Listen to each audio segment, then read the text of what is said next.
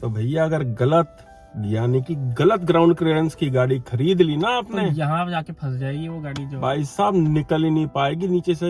इतना लगेगी गाड़ी कि दिल पेट में चला जाएगा। वीडियो को एंड तक देख लेना, आज पता चलेगा आपको कि कितनी ग्राउंड क्लियरेंस होनी चाहिए एक कार के अंदर कि वो किसी भी जगह से जो है सफिशिएंटली निकल जाए। दोस्तों स्वागत है आपका हमारे चैनल दक्ष अग्निहोत्री पे। मैं हूं नवनीत, ये है दक्ष, हम रखेंगे अपना पक्ष। तो दोस्तों आज की वीडियो में हम बात करेंगे कि भाई साहब इतनी सारी तरह की गाड़ियां आती है मार्केट में, हर सेगमेंट की, हर तरह की, हैचबैक, सेडान। तो कौन सी गाड़ी में कितनी ग्राउंड क्लियरेंस हमें जो है लेनी चाहिए? क्या हमें 165 mm की लेनी चाहिए, हमें 200 mm की लेनी चाहिए, 180 या 220? थार में 226 भी आती है। तो क्या ये ग्राउंड क्लियरेंस सही में रियल लाइफ में काम आती है? आती है तो कहाँ पर आती है, किसके लिए आती है, हमें कितने ग्राउंड क्लियरेंस की गाड़ी जो है लेनी चाहिए? एक हमारे जैसे मिडिल क्लास भाई यार इस चीज को समझ ही नहीं पाते हैं कि ये होती क्या है ग्राउंड क्लियरेंस जो है, बिल्कुल, और इसका यूज क्या होता है। और डीलर और शोरूम वाले, कार कंपनियों वाले ना कुछ भी चेपना शुरू कर देते हैं फीचर्स के नाम पे। तो भैया आज आपको ये भी पता चलेगा कि कौन कौन सी गाड़ी में कितनी ग्राउंड क्लियरेंस आती है और कितनी ग्राउंड क्लियरेंस की गाड़ी आपको अपने लिए लेनी है। अगर आप एक ही गाड़ी प्लान कर रहे हो तो वो गाड़ी ऐसी होनी चाहिए जो हर जगह जाने में कैपेबल हो। क्योंकि दोस्तों इंडियन कंडीशंस की अगर हम बात करें तो हर जगह जो है सड़कें अच्छी नहीं है, बहुत सारे गड्ढे वगैरह होते हैं। तो देखो अगर आप हैचबैक गाड़ी लेते हो, फॉर से अगर आप i10 या टियागो जैसी गाड़ी ले लेते हो जिनकी ग्राउंड क्लियरेंस कम है, तो वो सिर्फ शहर तक ही सीमित रह जाती है। अगर आप बोलो कि भाई मैं तो गाड़ी ले रहा हूँ, मेरा 7 लाख का बजट है, मुझे तो गाड़ी शहर में भी चलानी है, मैं तो हाईवे पे भी लेके जाऊंगा, मैं तो पहाड़ पे भी लेके जाऊंगा, और क्या पता कच्चे पक्के रास्ते पे भी लेके और जाऊंगा। बहुत सारे हमारे भाई ऐसे इलाकों में रहते भी हैं जहाँ पे रास्ते ठीक नहीं होते हैं। बिल्कुल, गांव कस्बे जो होते हैं, रूरल एरिया जो है, वहाँ पे जरूरत पड़ती है यार। और कभी भी दोस्तों, कहीं भी जब आप टूर पे गए हो तो कोई भी ऐसी कंडीशंस मिल सकती हैं कि गाड़ी फंस सकती है। तो गाड़ी क्या लेनी है हमने? कैपेबल होनी चाहिए, उसकी ग्राउंड क्लियरेंस होनी चाहिए। सबसे पहले आपको यही बता देते हैं कि कितने mm की ग्राउंड क्लियरेंस जो है वो हर जगह जा सकती है। अगर कार 180 से लेके 200 mm की ग्राउंड क्लियरेंस है, यानी कि गाड़ी के सबसे नीचे पार्ट जो लगे होते हैं, साइलेंसर या जो भी है, चेसी जो है, वहां से काउंट होती है, वहां से काउंट होती है। वहां से जमीन तक कितना डिस्टेंस है, यानी कि 180 से 200 ग्राउंड क्लियरेंस की अगर गाड़ी है तो वो हर टर्म पे जाने के लिए कैपेबल हो जाती है। इससे ऊपर हो तो उसके कई ड्रॉबैक्स भी होते हैं, बट इतनी का सफिशिएंट होती है। तो दोस्तों अगर तो आपका 7 से 8 लाख तक का बजट है, शुरू से शुरू करते हैं, तो जो आपको गाड़ियां लेनी चाहिए वो रिकमेंडेड है टाटा की पंच, हुंडई की एक्स्टर, निसान की मैग्नाइट। ये 3 गाड़ियां इसलिए क्योंकि इन प्राइस सेगमेंट में जो है आपको हैचबैक भी आ जाती हैं, जैसे बलिनो हो गई, अल्ट्रॉस हो गई।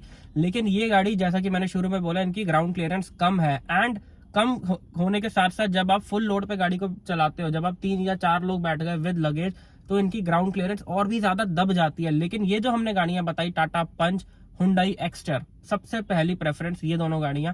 इनमें क्या है, इतनी ग्राउंड क्लियरेंस इनफ है कि अगर आप 3-4 लोग भी बैठ जाते हो तो ये इतनी नहीं दब जाएंगी कि आपकी नीचे से लग जाए। अगर हम बात करें मिड साइज एसयूवी सेगमेंट की, यानी क्रेटा सेगमेंट, सेल्टॉस सेगमेंट, तो दोस्तों ये जो सेगमेंट है ना, इस सेगमेंट में आप कोई सी भी गाड़ी ले लो, आपको किसी भी गाड़ी की, सारी गाड़ियों की जो है ground clearance more than enough मिलेंगी। मतलब सबकी ग्राउंड क्लियरेंस अच्छी है, चाहे मैं बात करूं क्रेटा की, सेल्टॉस की, 190 mm है दोनों की, सबकी ग्राउंड क्लियरेंस, एलिवेट की तो बहुत ही ज्यादा। टाइगन पोशाक की 189 है, यानी कि ये सारी सफिशिएंट है। इनके अंदर सबसे खतरनाक जो ग्राउंड क्लियरेंस है वो है होंडा एलिवेट की। तो कहने का मतलब ये है कि ये जितनी भी गाड़ियां हैं इस सेगमेंट में जो आती हैं, इन सब की ग्राउंड क्लियरेंस ऐसी है कि आप कोई भी गाड़ी किसी भी टेरेन पे जो है लेके जा सकते हैं, वो कैपेबल होती हैं। तो दोस्तों अब जैसे अगर हम सेडान की बात करें, तो आपने सेडान में बहुत सुना होगा कि यार वाटर स्लाविया की ग्राउंड क्लियरेंस सेगमेंट की बेस्ट है, होंडा सिटी से भी ज्यादा है, बहुत अच्छी है, एसयूवी के टक्कर की है। तो आपने बहुत सारे चैनल्स पे ये सुना होगा कि भाई साहब अगर सेडान ले रहे हो तो वोटस लो, सेडान ले रहे हो तो स्लाविया लो, सेडान ले रहे हो तो सिर्फ यही 2 गाड़ियां लो, they are just like mid size SUV, उनकी जो ग्राउंड क्लियरेंस है। लेकिन दोस्तों अगर आप प्रैक्टिकली सोचो तो जहां पे आपकी होंडा सिटी लगनी होगी वहां पे आपकी वोटस भी लग जाएगी। एंड भाई साहब फॉक्सवैगन की गाड़ी अगर नीचे से लग गई एंड अगर उसमें खर्चा आ गया, तो भाई ये जर्मन गाड़ियों के खर्चे आपको पता ही है किस लेवल के होते हैं। मान लो आपने वोटस ले ली कि भाई साहब ग्राउंड क्लियरेंस बहुत ज्यादा है, लेकिन बाय चांस वो गाड़ी लग गई नीचे से, उसके डीएसजी गियर बॉक्स पे लग गई, क्योंकि अंडर कवर इंजन जो है गार्ड कोई नहीं है उसके अंदर, कॉस्ट कटिंग कर रखी है। तो भाई साहब आपको होंडा की गाड़ी में इतना खर्चा नहीं आएगा जितना खर्चा आपको फॉक्सवैगन में आ जाएगा। तो जो वो आपने सोच के लिया था ना कि ग्राउंड क्लियरेंस में ले रहा हूँ, ज्यादा गाड़ी लगेगी नहीं, भाई साहब अगर लगनी होगी तो लगेगी। एंड अगर फॉक्सवैगन स्कोडा की गाड़ी नीचे से लग गई तो वो जो खर्चा आपको देगी ना, उसमें तो मतलब आप समझ लो आपकी एक नई छोटी गाड़ी आ जाएगी। तो इस चीज का ध्यान रखना। और वारंटी में भी अगर जाके बोलोगे ना कि भैया ये तो, वो कहेंगे तो लगी है नीचे से गाड़ी, हाँ, हमारी थोड़ी ना गलती है इसके क्योंकि अंदर। ये चीज दोस्तों वारंटी में कवर नहीं होती। तो कहने का मतलब देखो ये है कि अगर आप गांव कस्बों में रहते हो या फिर अगर आप ऑफ रोड के पर्पज से गाड़ी ले रहे हो, तो आप ऐसी कंपनी की गाड़ी लो जिसकी, क्योंकि देखो ग्राउंड क्लियरेंस तो लगभग सारी गाड़ियों की सिमिलर है, लेकिन आपको वो गाड़ी लेनी है कि जो भाई साहब लग भी गई तो जिसके खर्चे बहुत कम आएंगे, जिसमें से सबसे पहले नंबर पे आती है, पहले 2 नंबर पे आती है महिंद्रा और टाटा। महिंद्रा और टाटा इकलौती ऐसी कंपनियां हैं कि अगर आपके फॉर से आपकी लग भी जाती है इधर उधर से तो इनका खर्चा इतना नहीं आएगा। भाई ने जैसे बोला सेडान के लिए यार, मान लिया वाटे सलाविया की जो ग्राउंड क्लियरेंस है 179 है, ठीक है, 180 के आसपास है। अब वो भैया उसमें 5 लोग भी बैठेंगे, वो गाड़ी थोड़ी यूं करके दबेगी, फिर डिक्की के अंदर सामान भी रखोगे फिर यूं करके दबेगी। सेडान है, हाँ आ जाता है।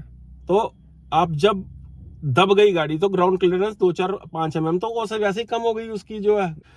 और बहुत से भाई लोगों ने ना कोशिशें भी की हैं उनको ऑफ रोडिंग करवाने की और उनको बड़ी बड़ी टेरेंस पे लेके जाने की, तो फंसी गई हैं गाड़ियां वहां पे जाके, जो क्रेन नहीं निकाली हैं बाद में जो है। तो सेडान नहीं बनी है इन सब चीजों के लिए, इट्स फॉर सिटी यूज। कभी कभार आप लेके जा सकते हो छोटे मोटे टेरेंस में, बट हर जगह जाने के लिए कैपेबल नहीं होती हैं। तो ये बात माइंड में रखना अगर आपके पास सिंगल गाड़ी ले रहे हो तो। दोस्तों एक और चीज कि इंडियन कंडीशंस के हिसाब से सबसे अच्छे सस्पेंशन जो है वो सिर्फ और सिर्फ टाटा और महिंद्रा के हैं। मतलब एकदम रॉ रफ देसी सस्पेंशन, कहीं पे भी ले जाओ, कहीं पे भी गाड़ी चढ़ा दो, उतार दो, लग भी गई तो कम से कम खर्चे में आपकी गाड़ी जो है रिपेयर हो जाएगी। ये बेनिफिट सिर्फ आपको टाटा और महिंद्रा में मिलेगा। जंगल में भी स्पेयर पार्ट मिल जाता है इसका अगर खराब हो जाए और तो। रिपेयर कॉस्ट भी कम आती है। क्योंकि दोस्तों जैसे फॉर से अगर मैं एक्सटर की बात करूं या मैं टाटा पंच की बात करूं, ये गाड़ियां इस प्राइस पॉइंट पे कंपनीज ने पिच कर रखी हैं कि इसी प्राइस में आपको उन्हीं कंपनी की दूसरी हैचबैक गाड़ियां आ जाएंगी जो कि ज्यादा प्रीमियम है। जैसे अगर मैं बात करूं एक्सटर, i20, टाटा पंच, अल्ट्रॉस, तो इंजन सेम है। तो इनमें दोस्तों सबसे बड़ा फर्क क्या है? ग्राउंड क्लियरेंस का। टाटा पंच जैसी गाड़ी को वो इतनी रॉ, इतनी देसी, इतनी टफ गाड़ी है, उसको आप कहीं पर भी लेके जा सकते हो। लेकिन अल्ट्रॉस को लेके जाने से पहले शायद आपको सोचना पड़ेगा कि यार कहीं मेरी गाड़ी नीचे से लग ना जाए, कहीं मेरी i20 लग ना जाए। लेकिन ये एक्सटर सेगमेंट हो गई, पंच सेगमेंट हो गई, ये इतनी प्रैक्टिकल कार्स हैं कि अगर आपको सिंगल कार रखनी है तो ये ऐसी गाड़ियां जो कहीं पे भी चली जाएंगी। तो 7 से 8 लाख के बजट में जो पहली गाड़ियां रिकमेंडेड है वो पहले नंबर पे है ग्राउंड क्लियरेंस के पर्पज से टाटा पंच, दूसरे नंबर पे हुंडई की एक्सटर। तो इससे ऊपर की सेगमेंट में अगर हम चलते हैं तो अब आ जाती है सेगमेंट दोस्तों नेक्सॉन वाली सेगमेंट, सबसे गर्म सेगमेंट, जिसमें आ जाती है आपकी Tata Nexon, Maruti Brezza, XUV 300। ये 3 मेन प्लेयर हैं जो कि सबसे बड़े हैं। एंड अगर आप ग्राउंड क्लियरेंस के उससे देखो तो दोस्तों सबसे देसी, सबसे रफ टफ गाड़ियां सिर्फ 2 ही हैं, XUV 300 एंड टाटा की नेक्सॉन गाड़ी। 210 की ग्राउंड क्लियरेंस है टाटा नेक्सॉन। बिल्कुल, इतनी रफ गाड़ियां। देखो ग्राउंड क्लियरेंस तो महिंद्रा वो ब्रेजा की भी बहुत अच्छी है, लेकिन दोस्तों ब्रेजा इतनी रफ टफ नहीं है कि अगर आप उसे ऑफ रोडिंग के लिए लेके जा रहे हो या कहीं लेके जा रहे हो, इतनी सॉलिड वो गाड़ी नहीं है जितनी सॉलिड एंड जितनी पावरफुल जो है आपको नेक्सॉन और 300 जो है देखने को मिलेंगी। आज इसीलिए तो सेडान और हैचबैक्स खत्म होती जा रही हैं इंडिया के अंदर जो है, और एसयूवीज की तरफ जो है, मिड साइज एसयूवीज की तरफ जो है वो लोगों का रुझान ज्यादा हो चुका। और भाई गलत भी नहीं है, मैं आपको पहले बताऊं, ये गलत नहीं है बिल्कुल भी। जिस हिसाब से कंडीशंस और मिड साइज एसयूवी जो गाड़ियां हैं, कॉम्पैक्ट एसयूवी और खासकर मिड साइज एसयूवी, ये सिटी में, हाईवे में, हिल्स में, हर जगह जाने के लिए कैपेबल हैं गाड़ियां जो है। अब कुछ लोग आपने भी देखा होगा कमेंट्स में कहते हैं कि हर जगह स्विफ्ट भी चली जाती है, हर जगह ऑल्टो भी चली जाती है। तो दोस्तों चली तो जाती है, लेकिन भाई साहब गाड़ी की कैपेबिलिटी पे भी डिपेंड करता है, उनका वेट कम है। अगर ऑल्टो हर जगह जा रही होती ना तो मारुति ग्रैंड विटारा ना बना रहा होता, वो ऑल्टो ही बना रहा होता। टाटा हैरियर ना बना रहा होता, वो सिर्फ टियागो ही बना रहा होता। अगर उन्हें पता होता कि ये तो हर जगह चली जाएगी, फिर हम उस लेवल की गाड़ियां क्यों बनाए। इस सेगमेंट को खत्म करते करते आपको बता देते हैं कि नेक्सॉन जो है वो इस सेगमेंट के अंदर बेस्ट ग्राउंड क्लियरेंस और कैपेबिलिटीज के साथ आती है। दूसरे नंबर पे XUV 300, तीसरे नंबर पे आप ब्रीजा को काउंट कर सकते हो जो है। और ग्राउंड क्लियरेंस सोनेट और वेन्यू की भी ठीक ठाक है, लेकिन ये गाड़ियां इतनी कैपेबल नहीं है जितनी ये 3 गाड़ियां। कैपेबिलिटी के साथ साथ मजबूत भी हैं। तो अब आ जाते हैं प्रॉपर एसयूवी सेगमेंट में, जिसमें आ जाती है आपकी Scorpio N, XUV 700, Tata Harrier, safari, MG Hector, Jeep Compass, ये गाड़ियां। और दोस्तों ये सेगमेंट आपने तब लेनी है कि सच में ही आपको नीड है इन गाड़ियों की तो लेना, नहीं तो यार जबरदस्ती हाथी को ना पालने वाली बात है। हाथी लेना बहुत आसान है, उसको पालना बहुत मुश्किल है। बिल्कुल। तो जबरदस्ती खर्चे डालती हैं। आपको जरूरत है, आपने यार ऐसा ना हो कि 2 बार ही जाना है साल के अंदर, और हम तो एसयूवी हमने ले रखी है सिटी के अंदर, किसी काम नहीं आती है ये गाड़ियां जो है। पहले एक्सयूवी 700 थी। ये मतलब बेच दी हो? हाँ, मैंने अक्टूबर में ली थी। इतनी जल्दी बेच दी? वो इसलिए बेच दी क्योंकि पंजाबी बाग के जाम में मेरे से वो गाड़ी निकल नहीं रही थी। पंजाबी बाग का फ्लाईओवर उतरा मैं, एक्सयूवी मुड़ी नहीं, मैंने वहीं गाड़ी लगाई, स्पिनी पे कौन करा, मैंने बेचनी है मुझे। इतना ज्यादा ट्रैफिक है, पार्किंग की समस्या इतनी ज्यादा है कि भैया फंस जाता है बंदा। ये तो ये गाड़ियां तब लेनी है अगर आपका फ्रीक्वेंटली हाईवेज के ऊपर आना जाना होता है, बड़ी फैमिली है। तो दोस्तों अब अगर हम बात करें इस सेगमेंट की ग्राउंड क्लियरेंस की, तो देखो इस सेगमेंट में आने वाली सारी गाड़ियों की ग्राउंड क्लियरेंस बहुत ज्यादा अच्छी है, आपको किसी से दिक्कत नहीं आएगी। थार को भी काउंट कर लेना, थार को हमने काउंट नहीं करा था। बिल्कुल। जितनी गाड़ियां आती हैं जिनका अभी हमने नाम लिया, सबकी ग्राउंड क्लियरेंस ऐसी है जिनको आप कहीं पर भी ले जा सकते हो, क्योंकि इंजन पावर भी जबरदस्त है। इंजन पावर भी जबरदस्त है, क्योंकि इस सेगमेंट की गाड़ियां कंपनी ने बनाई ही उस पर्पस के लिए है कि बंदा कहीं पे भी ले जाए। और भाई एसयूवी मतलब बार बार हम समझाते हैं, एसयूवी मतलब डीजल, पेट्रोल नहीं लेनी है इसके अंदर। तो पहले हम शुरुआत करते हैं हैरियर और सफारी से दक्ष। बिल्कुल। 205 mm की ग्राउंड क्लियरेंस के साथ आती है। लेकिन दोस्तों कहने का मतलब ये है कि अगर आप इस सेगमेंट में ऑफ रोडिंग के पर्पज से, ऑफ रोडिंग का सोच के गाड़ी ले रहे हो, तो आपको सिर्फ और सिर्फ महिंद्रा की गाड़ी लेनी चाहिए। जैसा कि मैंने शुरू में बोला कि हाँ, ऑफ रोडिंग शायद जीप कंपास बेटर कर ले महिंद्रा से, लेकिन अगर उसमें खर्चा आया, फॉर से जीप कंपास 700 सेम सेगमेंट की गाड़ी है, अगर जीप कंपास नीचे से लग जाती है या 700 लग जाती है, तो जो 700 का रिपेयर कॉस्ट आएगा वो जीप कंपास से काफी ज्यादा कम आएगा, जबकि गाड़ियां सेम प्राइस की हैं। तो ये चीज जो है आपको ध्यान रखनी है कि ऑफ रोडिंग के लिए ले रहे हो तो महिंद्रा लेना सबसे ज्यादा अकलमंदी है, कि अगर कहीं से बच भी गई तो रिपेयर कॉस्ट इतना नहीं आएगा कि आपकी जेब पे बहुत ज्यादा भारी पड़े। अब जैसे हम स्कॉर्पियो एन की बात करें तो उसकी ग्राउंड क्लियरेंस काफी कम है, 187 mm की ग्राउंड क्लियरेंस आती है। देखने में वो लगती है बहुत ऊंची फूंची गाड़ी, लेकिन नीचे जो ग्राउंड क्लियरेंस है उसकी सिर्फ 187 mm की है, जबकि इसके नीचे की सेगमेंट में एलिवेट ने भैया धमाका मचाया हुआ, 220 की ग्राउंड क्लियरेंस जो है वो दे रखी है। थार की तो बहुत ही ज्यादा है, वो तो नीचे बंदा लेटा दो तो भी ऊपर से निकल जाएगी।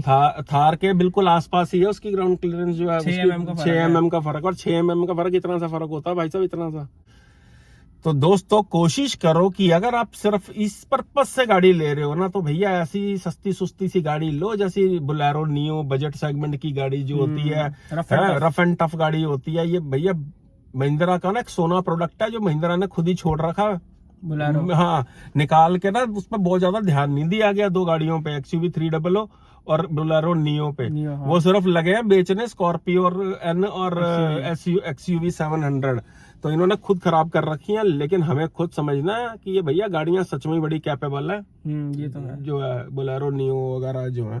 तो दोस्तों मेन मुद्दा ये है कि ग्राउंड क्लियरेंस 180 से 200 अगर है गाड़ी की तो निश्चिंत होकर ले जाओ भाई, कहीं पे कहीं नहीं फंसेगी गाड़ी जो है। 200 के आसपास है तो भैया सोने पे सुहागा है गाड़ी के और अंदर। इतनी केपेबल इंजन हर गाड़ी का होता है कि लगभग आपको छोटे मोटे गड्ढों में से आराम से निकाल दे। बिल्कुल हाँ, इस 200 के आसपास अगर ग्राउंड क्लियरेंस है तो भैया आप चाहे लद्दाख ले जाओ गाड़ी को, फिर नहीं फंसती वो कहीं पे भी, फिर नहीं फंसेगी कहीं पे, क्योंकि 200 के आसपास ग्राउंड क्लियरेंस यहाँ तो डीजल गाड़ियों में आती है, एसयूवी सेगमेंट के अंदर आती है, इनके अंदर भी 190 के आसपास आ जाती है मिड साइज एसयूवीज के अंदर, जो कि इनफ होती हैं कहीं पे भी ले जाने के। और रिकमेंडेड गाड़ियां जो हैं हमारी लिस्ट में, जो रिकमेंड करते हैं हम, मिड साइज एसयूवी की गाड़ियां ही प्रैक्टिकल है इंडिया में लेना जो है, अगर बजट उतना है तो 15, 16, 17 लाख। और अगर बजट कम है, नेक्सॉन वाली सेगमेंट की भी गाड़ियां आप ले सकते हो, जिसमें सबसे प्रैक्टिकल नेक्सॉन है। हाँ, तो दोस्तों जो ग्राउंड क्लियरेंस के फायदे भी हैं और नुकसान भी हैं।